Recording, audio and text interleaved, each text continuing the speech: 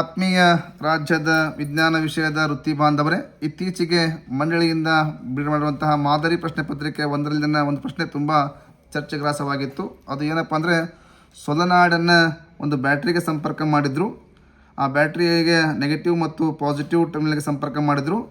Negative ಟರ್ಮಿನಲ್ಗೆ ಸಂಪರ್ಕ ಮಾಡಿರುವಂತಹ ಸೊಲನಾಡಿನ ಪಕ್ಕದಲ್ಲಿ ಒಂದು ದಂಡಾಕಾಂತವನ್ನು ತೆಗೆದುಕೊಂಡಾಗ ಆಕರ್ಷಣೆವಾಗುತ್ತದೆಯೋ ಅಥವಾ ವಿಕರ್ಷಣೆವಾಗುತ್ತದೆ ಎನ್ನುವಂಥ ಪ್ರಶ್ನೆ ಇತ್ತು. ಹಾಗಾಗಿ ಸೊಲನಾಡಿನ ಯಾವ ತುದಿಯನ್ನು ಬ್ಯಾಟರಿಯ ನೆಗೆಟಿವ್ ಟರ್ಮಿನಲ್ಗೆ ಸಂಪರ್ಕ ಮಾಡಿದರೆ ಅದು ಸೊಲನಾಡಿನ ಉತ್ತರ ಧ್ರುವ ಆಗಿರುತ್ತದೆ. ಹಾಗೆಯೇ ಬ್ಯಾಟರಿಯ ಧನಾಗ್ರಹವನ್ನು ಸೊಲನಾಡಿನ ಯಾವ ಧ್ರುವಕ್ಕೆ ಸಂಪರ್ಕವನ್ನು ಮಾಡಿರುತ್ತಾರೆಯೋ ಅದು ಸೊಲನಾಡಿನ ದಕ್ಷಿಣ ಧ್ರುವ ಆಗಿರ್ತದೆ. ಹಾಗಾದರೆ ನಾನೀಗ ಮೊದಲಿಗೆ ದಿಕ್ಸೂಚಿ ಇದೆ. ಈ ದಿಕ್ಸೂಚಿಯಲ್ಲಿ ಕೆಂಪನೆಯ ಬಣ್ಣವನ್ನು ಹಚ್ಚಿರುವಂತಹ ತುದಿಯು ಉತ್ತರ ಧ್ರುವವಾಗಿದೆ. ಹಾಗೆಯೇ ಬಿಳಿಯ ಬಣ್ಣವನ್ನು ಹಚ್ಚಿರುವಂತಹ ಬಣ್ಣವು ದಿಕ್ಸೂಚಿಯ ದಕ್ಷಿಣ ಧ್ರುವವಾಗಿದೆ.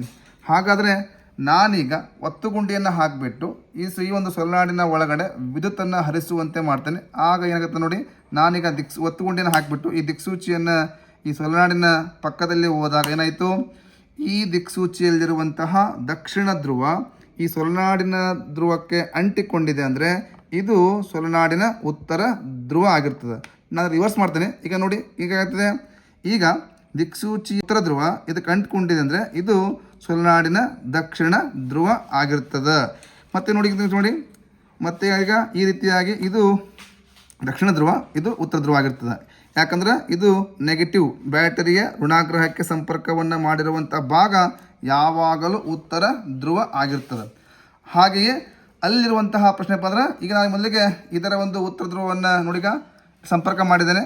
ಈಗ ಅದೇ ದಿಕ್ಸೂಚಿಯಲ್ಲಿರುವಂತಹ ಬಿಳಿ ಬಣ್ಣ ಇದಕ್ಕೆ ಅಂಟಿಕೊಂಡಿದೆ ಅಂದರೆ ಇದು ದಿಕ್ಸೂಚಿಯ ದಕ್ಷಿಣ ಧ್ರುವ ಆಗಿದ್ದರೆ ದಂಡಾಕಾಂತದ ಉತ್ತರ ಧ್ರುವ ಆಗಿದೆ. ಹಾಗೆ ಚೇಂಜ್ ಮಾಡ್ತಾರೆ ನೋಡಿ, ಚೇಂಜ್ ಮಾಡಿದಾಗ ಆಯಿತು, ದಿಕ್ಸೂಚಿಯ ದಕ್ಷಿಣ ಧ್ರುವ ಈ ಒಂದು ದಂಡಾಕಾಂತಕ್ಕೆ ಅಂಟಿಕೊಂಡಿದೆ ಅಂದರೆ ಇದು ದಂಡಾಕಾಂತದ ದಕ್ಷಿಣ ಧ್ರುವ ಆಗಿರ್ತದೆ. ಹಾಗಾದರೆ ನಾನೀಗ ಈ ಒಂದು ದಂಡಾಕಾಂತದ ಉತ್ತರ ಧ್ರುವವನ್ನು ಏನು ಮಾಡ್ತಾ ಇದ್ದೇನೆ, ಈ ಒಂದು ಸೊಲನಾಡಿನ ತುದಿಗೆ ಅಂಟಿಸ್ತಾ ಇದ್ದೇನೆ. ಈಗ ಯಾವುದೇ ವಿದ್ಯುತ್ತು ಹರಿತಾ ಇಲ್ಲ.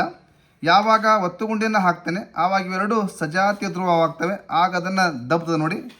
ನೋಡಿ ವೀಕ್ಷಣೆ ಮಾಡಿ, ನೋಡಿ ಸುಲಭವಾಗಿ ಈ ಒಂದು ದಿಕ್ಸೂಚಿ ಮೊದಲಿಗೆ ಅಂಟಿಕೋತದೆ ವಿದ್ಯುತ್ ಪ್ರವಾಹ ಆಗುವುದಕ್ಕಿಂತ ಮುಂಚೆ. ಯಾವಾಗ ಒತ್ತುಗುಂಡಿಯನ್ನು ಹಾಕ್ತೀನಿ ಆವಾಗ ಇಲ್ಲಿ ಹರಿಯುತ್ತಿರುವಂತಹ ಸೊಲನಾಡಿನಲ್ಲಿ ಹರಿಯುತ್ತಿರುವಂಥ ವಿದ್ಯುತ್ ಪ್ರವಾಹವು ಕಾಂತಕ್ಷೇತ್ರವನ್ನು ಉಂಟು ಮಾಡ್ತದೆ. ಉಂಟಾದ ಕಾಂತಕ್ಷೇತ್ರವು ಇದು ಉತ್ತರ ಧ್ರುವ ಆಗ್ತದೆ, ಇದು ದಕ್ಷಿಣ ಧ್ರುವ ಆಗ್ತದೆ. ಹಾಗಾಗಿ ಇದನ್ನು ನಾನು ಒತ್ತುಗುಂಡಿಯನ್ನು ಹಾಕಿದಾಗ ಏನಾಗುತ್ತೆ, ತಕ್ಷಣ ಅದು ಬಿಟ್ಟು ಹೋಗ್ತದೆ. ಸಪೋಸ್ ನಾನು ದಕ್ಷಿಣ ಧ್ರುವನ ಅಂಟಿಸಿದೆ, ಈ ಒಂದು ಉತ್ತರ ಧ್ರುವನ ಅಂಟಿಸಿದೆ, ದಕ್ಷಿಣ ಧ್ರುವನ ಅಂಟಿಸಿದೆ ಅಂತಂದ್ರೆ ಈಗ ನೋಡಿ, ಈಗ ನಾನು ಒತ್ತುಗುಂಡಿನ ಹಾಕ್ತೇನೆ. ಹಾಕಿದಾಗ ಆ ಒಂದು ಏನಪ್ಪ ಅಂದರೆ ದಂಡಾಕಾಂತ ಬಿಟ್ಟು ದೂರ ಹೋಗಂಗಿಲ್ಲ. ನೋಡಿ ಮತ್ತೆ ಹಾಕ್ತೇನೆ, ಹೋಗಲ್ಲ. ಬಟ್ ಇದು ಉಲ್ಟಾ ಮಾಡಿ ಉತ್ತರ ಧ್ರುವನ ಅಂಟಿಸ್ರಿ, ಆಗೇನಾಗುತ್ತೆ ಅದು ಕಿತ್ತು ಹೊರಗಡೆ ಹೋಗ್ತದೆ. ಈ ರೀತಿಯಾಗಿ ನಾವು ಪ್ರಯೋಗದ ಮೂಲಕನೂ ಕೂಡ ಸೊಲನಾಡಿನ ಯಾವ ತುದಿಯನ್ನು ಬ್ಯಾಟರಿಯ ನೆಗೆಟಿವ್ ಕೊಟ್ಟಿರ್ತಾರೆ ಅದು ಏನಾಗಿರ್ತದೆ, ಸೊಲನಾಡಿನ ಉತ್ತರ ಧ್ರುವ ಆಗಿರ್ತದೆ ಅಂಥೇಳಿ ತುಂಬ ಸುಲಭವಾಗಿ ಈ ಪ್ರಯೋಗದ ಮೂಲಕ ತಿಳ್ಕೊಳ್ಬೋದು. ಹಾಗಾಗಿ ಸಾಕಷ್ಟು ಚರ್ಚೆ ಆಗಿತ್ತು. ಆ ಚರ್ಚೆಗೆ ನಾನು ಈ ಒಂದು ಪ್ರಯೋಗದ ಮೂಲಕ ನಿಮಗೆ ಪರಿಹಾರವನ್ನು ಕೊಟ್ಟಿದ್ದೇನೆಂದು ತಿಳ್ಕೊಂಡು ಈ ಒಂದು ವಿಡಿಯೋವನ್ನು ವೀಕ್ಷಣೆಗಾಗಿ ತಮಗೆಲ್ಲರಿಗೂ ಧನ್ಯವಾದಗಳು.